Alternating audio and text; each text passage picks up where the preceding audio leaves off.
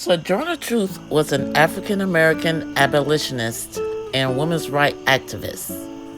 Truth was born into slavery in Swarthmore, Ulster County, New York. In 1806, at just 9 years old, she was sold at an auction with a flock of sheep for $100. She was an infant when her first master died. He was a kind master, Belle said. But when she got auctioned off to her Master McNilly, they spoke two different languages, and he would get mad if she mixed things up.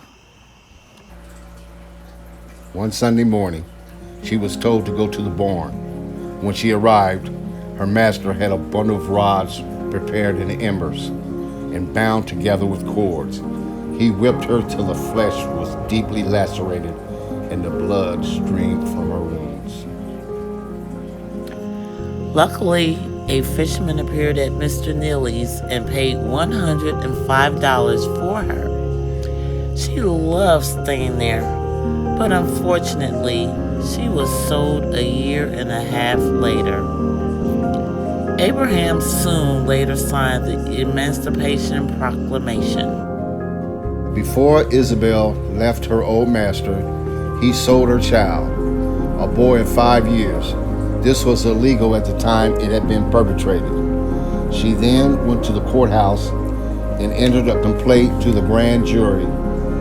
She was turned down until she got a lawyer.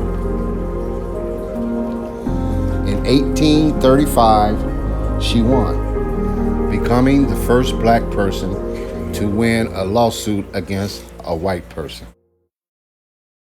She then adopted a new name, Sojourner Truth. The name reflected her newfound freedom. In 1863, she traveled to Mississippi and delivered her famous speech, Ain't I a Woman? Look at my arm.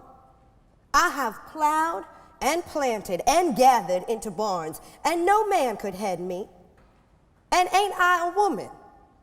I could work as much and eat as much as any man when I could get it. And I could bear the lash as well.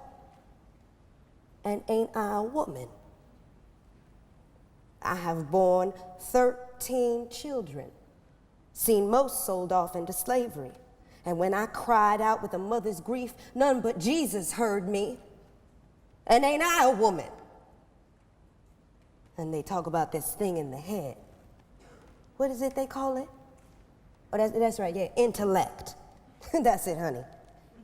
Well, what's that got to do with women's rights and Negroes' rights?